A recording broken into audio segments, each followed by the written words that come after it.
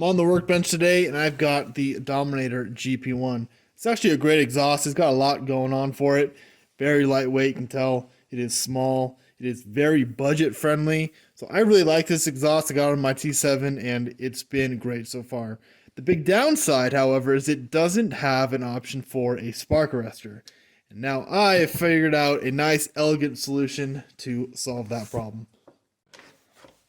So we have right here the USFS approved spark arrestor from FMF Racing.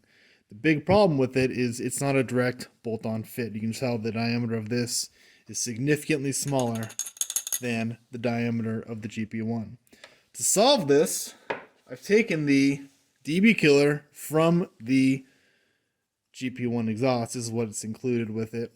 And you'd stick this in the end, and it would give you a baffling effect, reducing the decibels.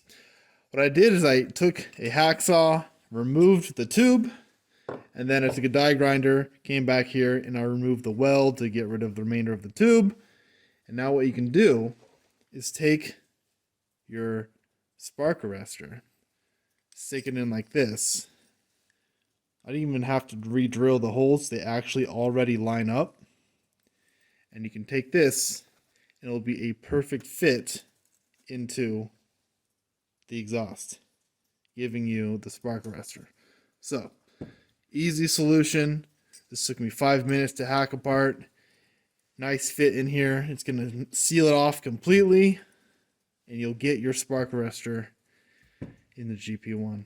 Included with this exhaust came some hardware to attach to the original DB killer, and I think it's got plenty of threads to go through all three pieces of metal here.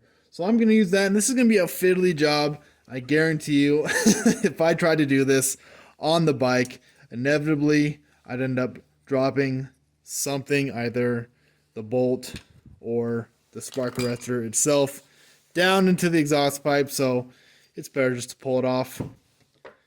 So I'm going to do this. I've got a little bit of blue Loctite here, get it all assembled, then get it back on the bike.